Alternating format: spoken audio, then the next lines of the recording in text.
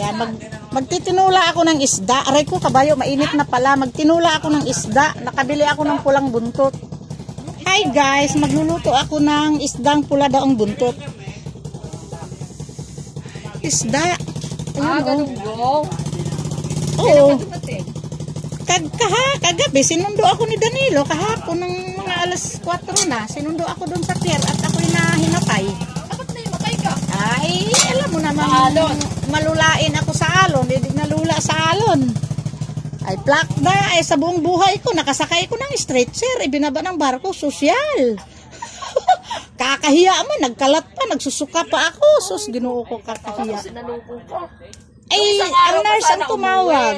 Ang nurse ang tumawag, O, ganiri ako magluto sa amin ng Mindanao yan nga Kain na lang din ang Tagalog. Walang...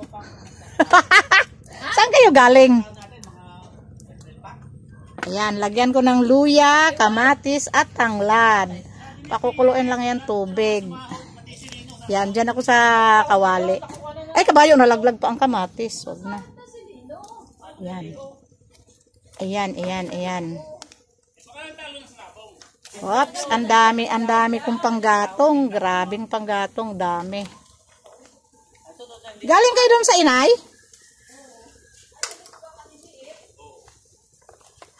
Kaya pag napunong sako, hindi mo kaya buhatin. Hindi ka kaya. Ayun nilang ganito yung Ayan, ay kumulo na pala. Nakulo na pala ang tubig.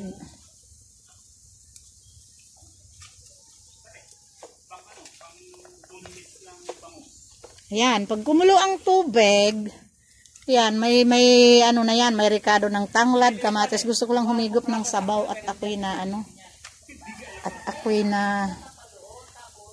nalula pa sa biyahe. Kahirap talaga pag maalon, pag tawid Mahina ako sa alon.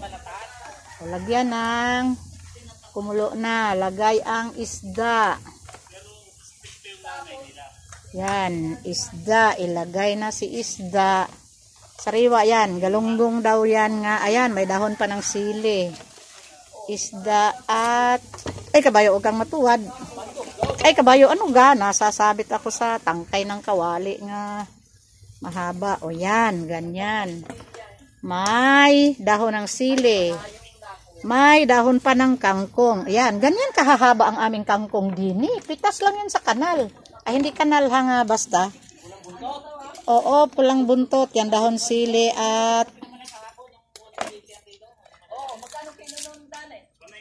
Malinis garing tubig sa takuri, dane. Ayan, dagdagan ko ng tubig kasi ang konti ng sabaw. Gusto ko may sabaw at mahigop ako ng sabaw.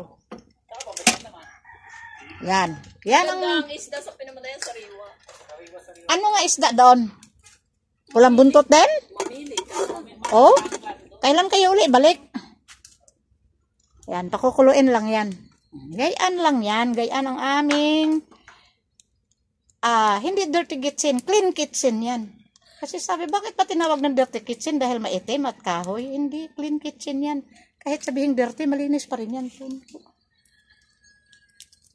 Tapos na guys. Panoorin yung akin. Uy, inabot mo ng 3 minuto. Bakit ba ang tagal?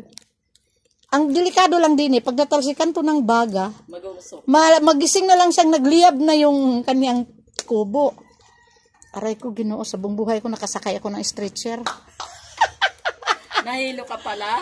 Talaga, di bubuhatin lang ako. Tao lang sana magbubuhat. Pag hawak lang ganun, sabi ko, naku po, hindi ko talaga kayang tumayo. Maalon? Ay, ang dugo ko ay umabot na sabi pag BP 180/60. 65 baga, 60. Bawa ng iyong 60. Tapos sabi, nanay, saglit lang ha, sabi ng babae, iulitin natin uli. Pag BP uli, naku, 185/50. Sabi lang, nag-50 na.